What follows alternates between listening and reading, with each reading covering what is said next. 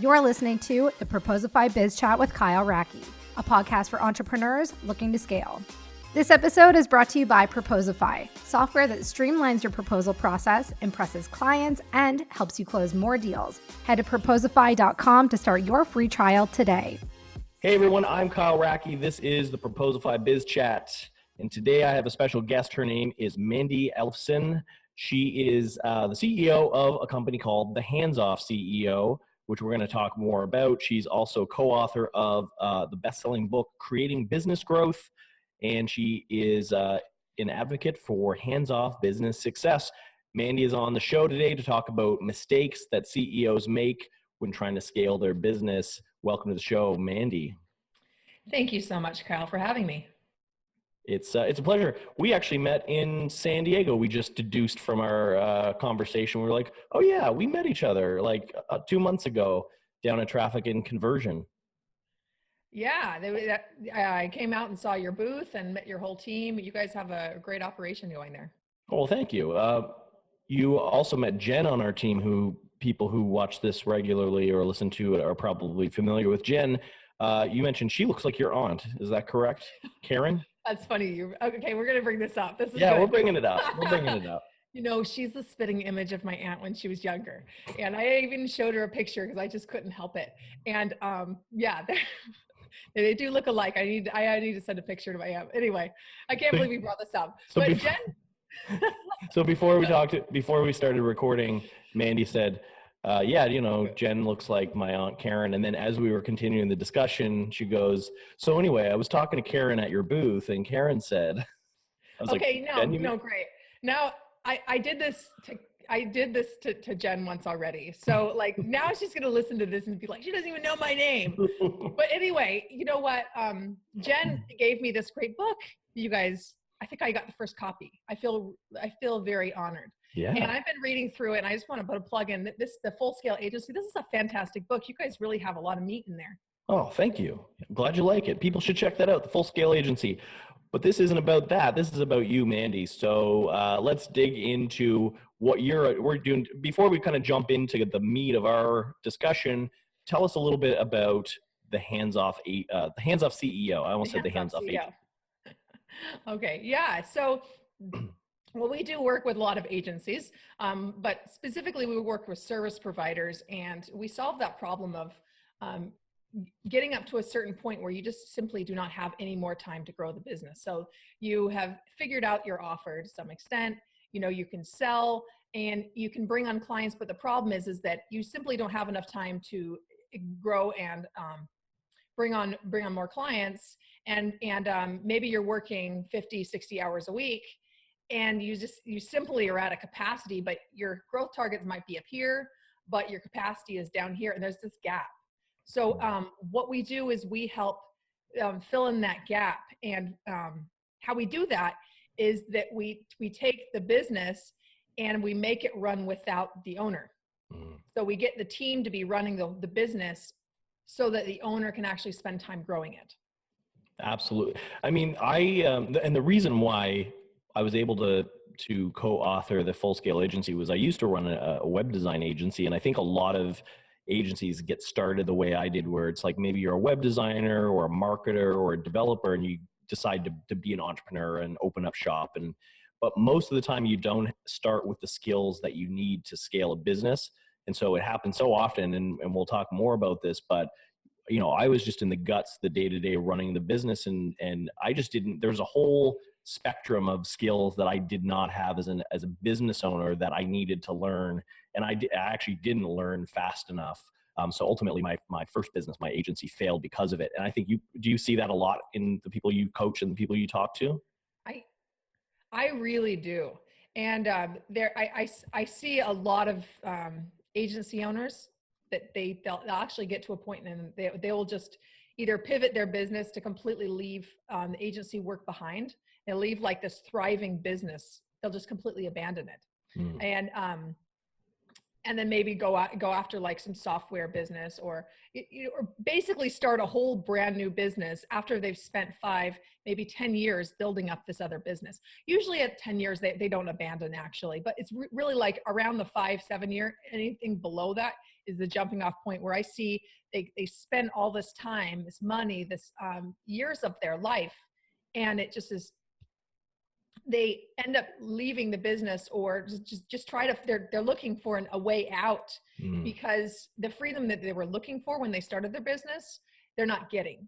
And I'm not saying that necessarily that everyone takes this path, right? There's a lot of people that they're running these, successful businesses that are just eating them alive, and it's leaving them with the question that sometimes comes up: is it worth it? Is it worth all that I've put into this business? Is it giving me the lifestyle that I want? Am I getting the income that I want out of it?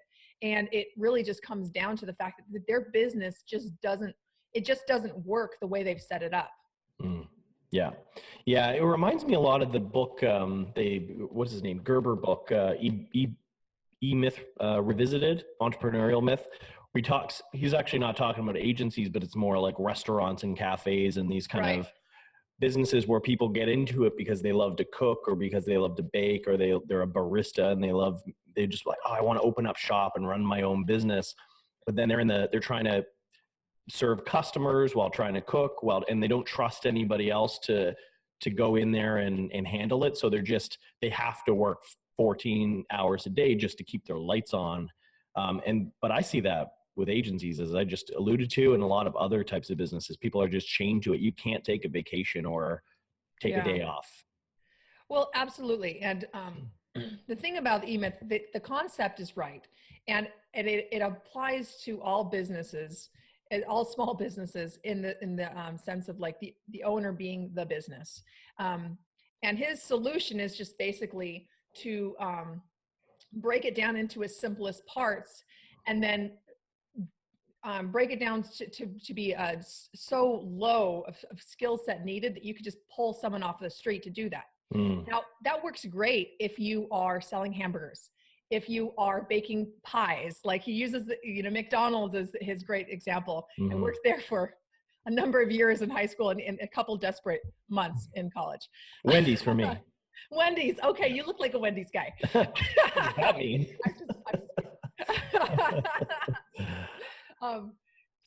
So anyway, that methodology and that mindset of thinking, it works really well when you're working in a commoditized type of business.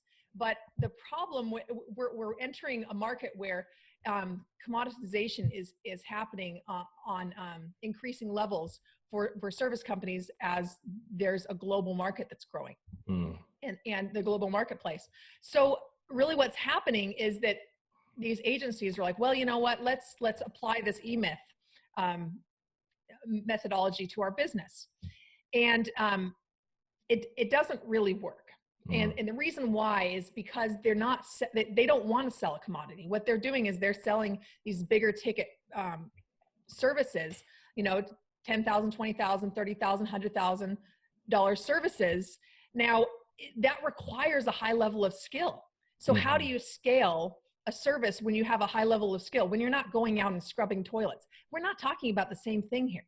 Yeah. So this is a problem that I've seen over and over again, and it's a big gap in the market, and that's actually why I'm writing my next book, Scale to Freedom, actually to talk about that gap in service companies, because it's not really being talked about anywhere. There's some really great growth models out there, like Traction, E-Myth. There's these good growth models that are very detailed and have all these systems with it, but they're missing the main thing, that how do you scale custom high-end services that actually and do it in a way where quality actually increases, and instead of looking at it from this perspective of, okay, well, how do we reduce the level down to the point where we are delivering a commoditized type of service that we can only charge $500 a month for example. Yeah, and there certainly is lots of examples of large agencies that are in the hundreds of employees to thousands of employees that are doing work on large Fortune 100, Fortune 500 accounts. I think that probably the majority of agency owners just don't know how to get there, or they're afraid to even try. Would you agree with that? Yeah, absolutely. And I don't even know if it's they're afraid to try, because I think what's happening is that, yeah, I actually no, I think you are right. A number of them are afraid to try because how do you grow your agency? How do you grow the service business that you have if you're already working 60 hours a week? I mean, how do you get past that hump? Like, even if you know exactly what you need to do, let's say you have the perfect blueprint, how do you actually do that if you can't invest one more hour before, your wife leaves you, Yeah. Well, so what do you recommend? What's kind of step one if this is what you're trying to do? Yeah, so this is something that I discovered when a number of years ago when I started my company, and I had all these great systems for companies that I worked with, but they would say, Mandi, like, I know we need this, but I simply don't have time to do this. And I'm like, all right, you're right. So what I did is I created this system called Find Time Now, and it helps people find 10 extra hours per week in the first week, guaranteed 10 extra hours per week. Wow. So just with a few tweaks. So what you really want to be doing is looking at your highest leverage things that you can tweak to free up time. And a lot of times there's a mindset shift that's required. So there's a process that I have them walk through in order to get this. But really what we're looking for are some of the biggest energy sucks in their day, the biggest frustrations. And we're choosing a couple of those things that are somewhat easy to immediately change. Maybe it takes like an hour to put together a process, usually less, or maybe it's maybe it's all these things that they're doing that they could easily delegate to their team, but there's something that's missing. Maybe there's some kind of process that they need to be able to empower their team to actually take on things. I can give you some examples. I mean, I have so many examples. I'm trying to think the right examples, but.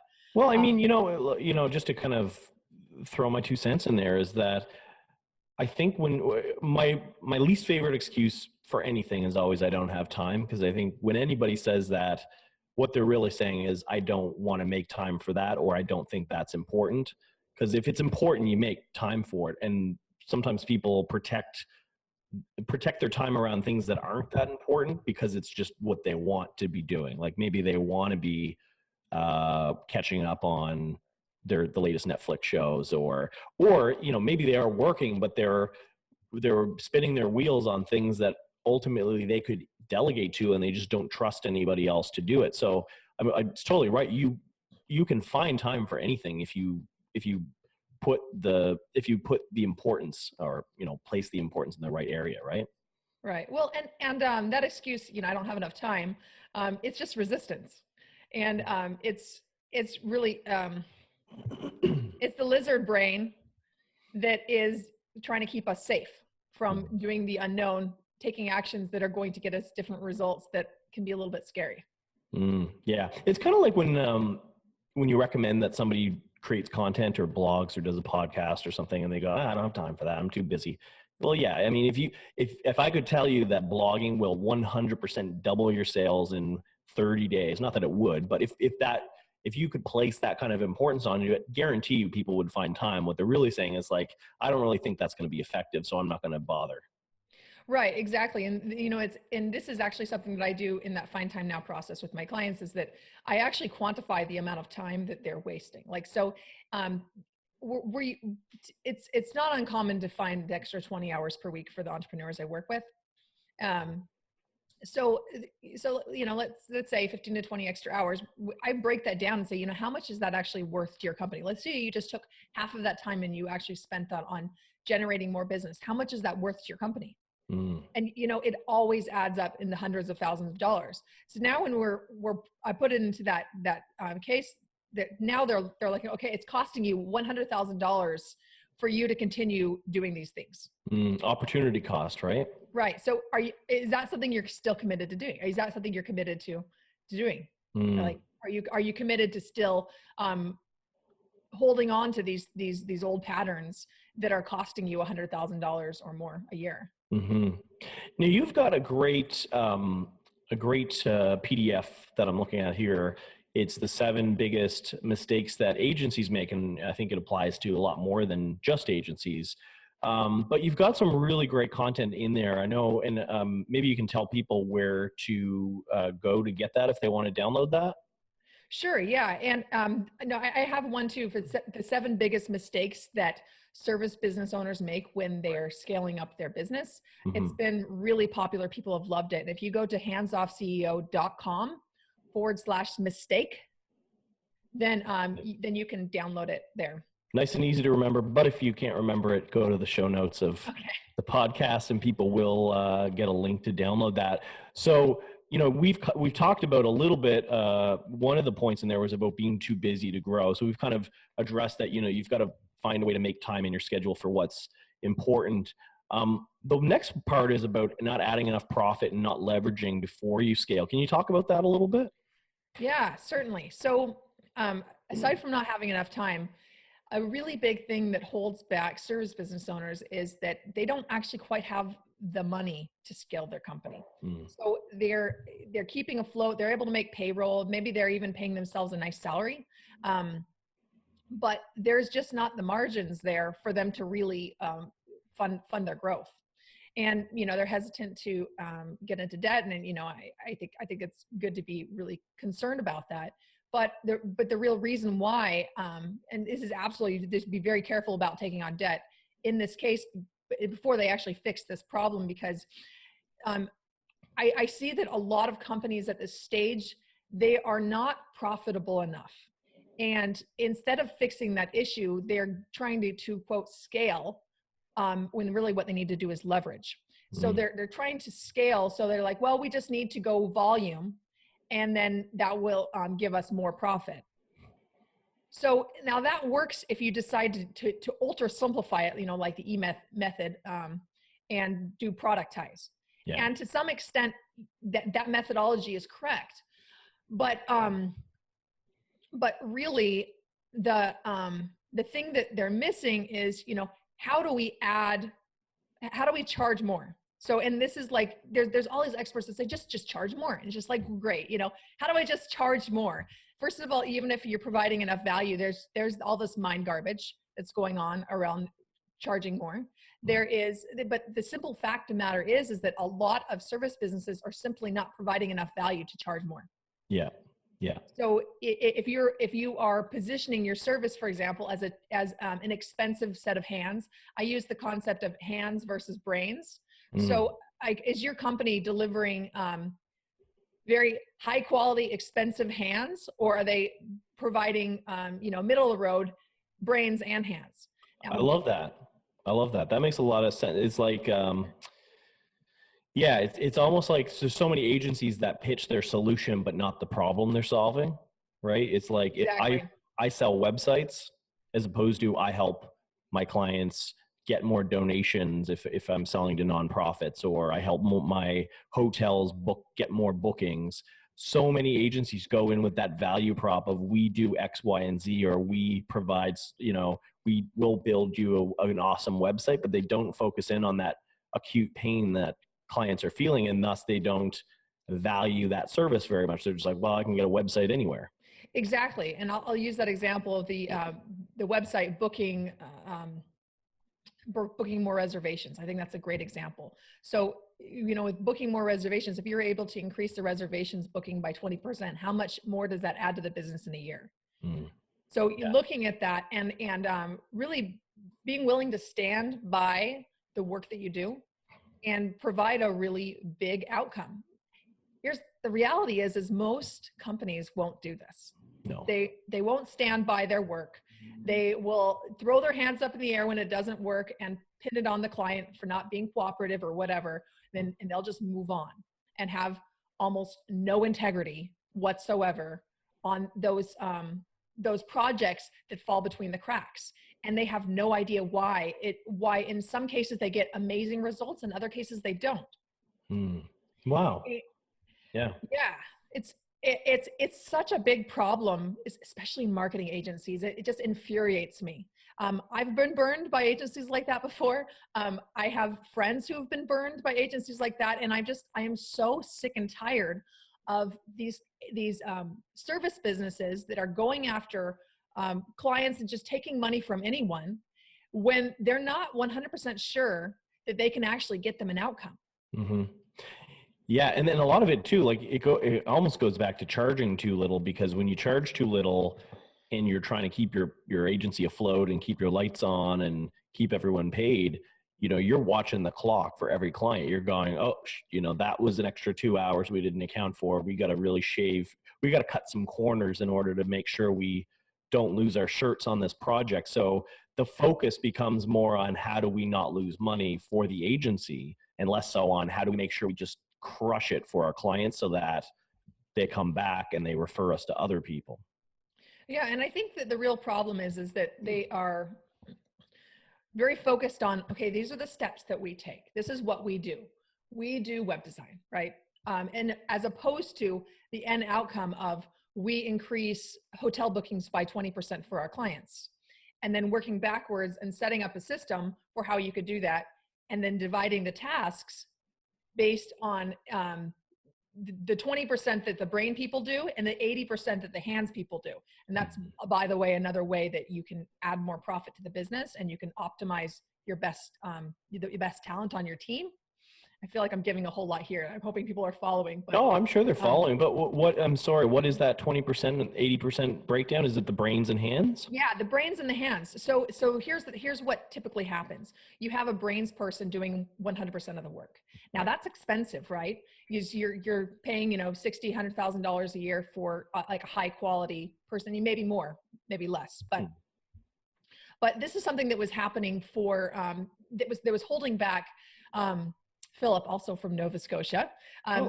Yeah, he thought he was going to need to hire another engineer another mechanical engineer, $100,000 position to be able to scale up his company.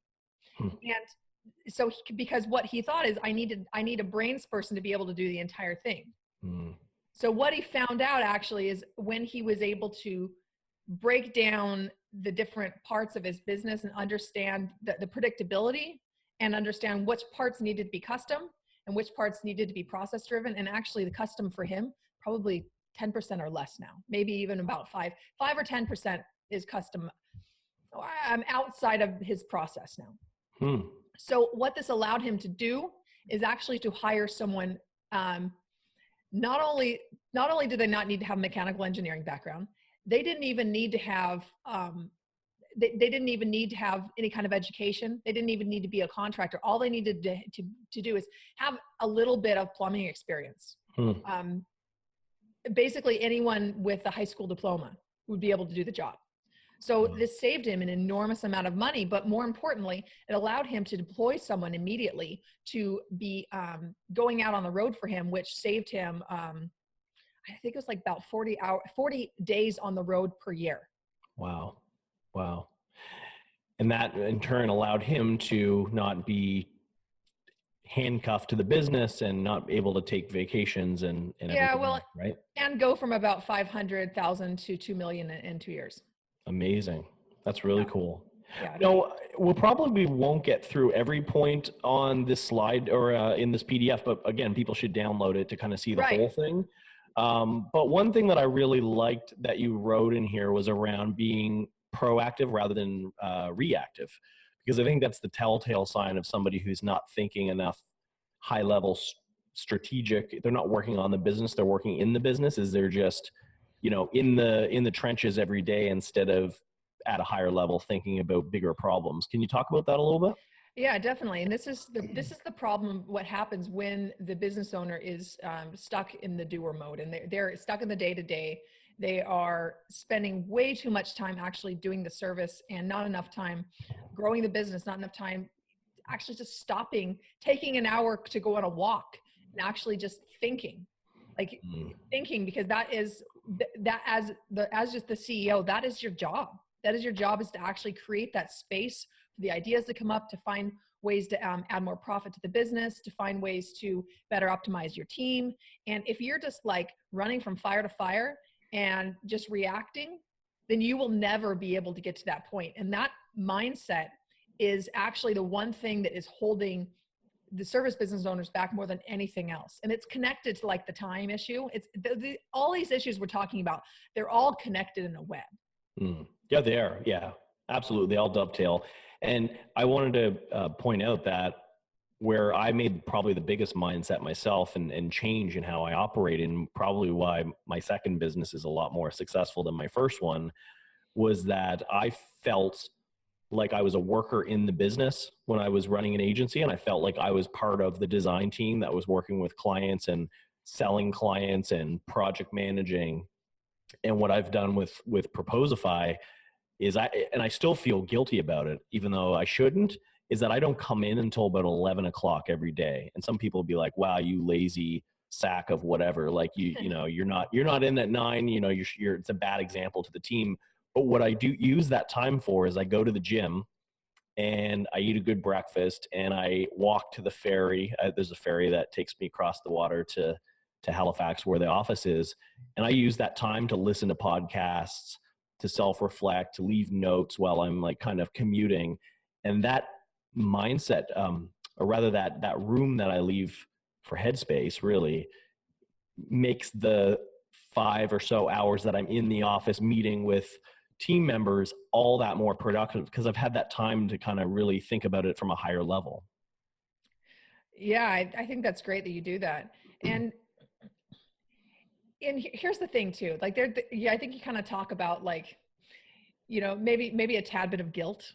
I don't know if you're experiencing guilt anymore. Super guilty. Yeah. All the time. Yeah. You feel, well, a number of my clients can see, like in the beginning, they can kind of feel guilty. Like even Philip, the example I gave before, he, once everything was running and it was running completely without him, he's sitting here at the office. He should be spending time growing, like working on marketing and everything. He's just like, it's so hard to just stay here. And I'm like, I asked him the questions. I'm like, are they empowered to do all these things without you? Do they have everything they need? Yep, everything's fine. Everything's perfect. But it is a mindset thing that he had to get over. And one of the things that I stress to my clients is that, this is your business. You're creating it for your lifestyle. You are the investor in your business and the CEO as well. But here's the thing is that you can set up a business that can run completely without you.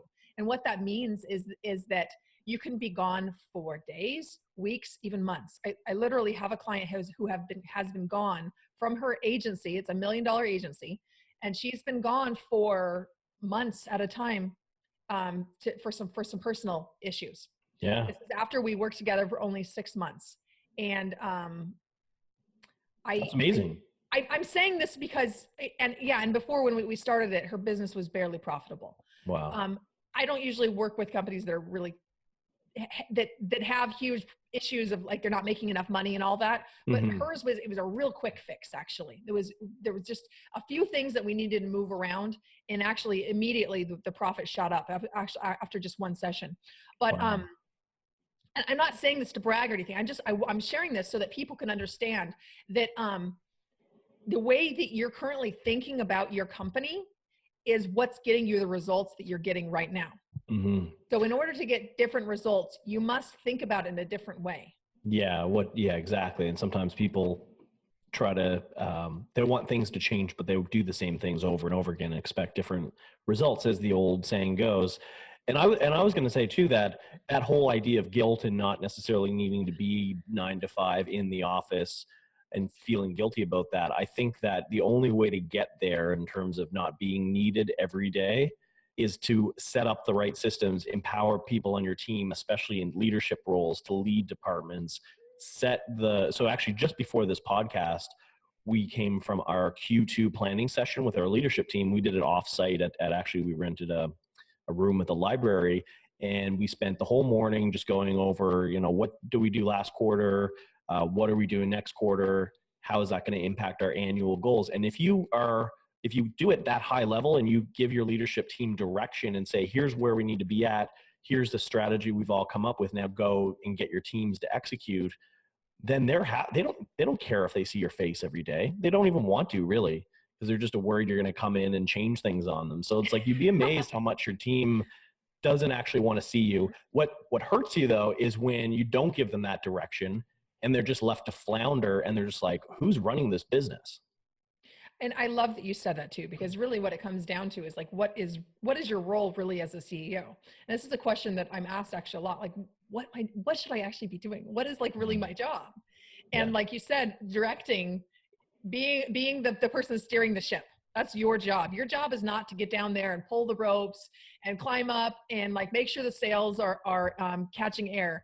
Your job is to set the course and to communicate what needs to happen to your top people, who then communicate down to the rest of your team, and to really set that direction, set the culture, and listen and get feedback from your intelligent people who you've empowered to run your business.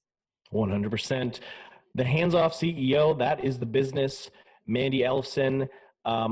If people want to check out your website and get in contact with you, where should they go? It is handsoffceo.com. And, if there's anyone who is listening and they want the methodology that I'm using, I don't have this on like an opt-in or anything, but if they're interested in this process for how I actually get that gap that I was mentioning about how to scale a service, I actually have this other resource. If they want to email me, I'm happy to send it over to them. It's Mandi, Mandi, at handsoffceo.com. Great. Yeah. Yeah. I'm just thinking about that. Yeah, definitely. I just thought about that too, because I don't want to just like be giving out all these teasers and not actually show you like, how do you actually do it? I'm big on giving away a lot, because it helps a lot of people, and it's good for everybody. Yeah, no, I appreciate that. Sometimes people come on and they're just like, go to my landing page and fill out my lead magnet so I can get you as a lead and then retarget you. But no, I appreciate that. I mean, people should check out your company and service, see if there's a good fit there in terms of whether or not they can utilize your service. But it's great that you're giving away some free content to help people out too. Yeah, definitely. They can fill it out, and I've got a great Facebook group too, where I give even more great content. You can interact with me one-on-one. Is that called the Hands Off CEO? It's called facebook.com/groups/Hands Off CEO. That's actually what it is. Oh, great. Okay. I thought you were going to go do like /12Z. No. I was a little more intelligent than that. I didn't know where you were going with that URL. I was like, what? No, stop. Links to all this stuff will be in the show notes. People, check it out. Mandi, thank you so much for being on the show. It was my pleasure. Thanks for having me, Kyle. Thanks for listening to the Proposify Biz Chat with Kyle Racky. For more episodes, check us out on YouTube, iTunes, SoundCloud, or Google Play. Click subscribe to get updated on the latest episodes, and be sure to rate and review.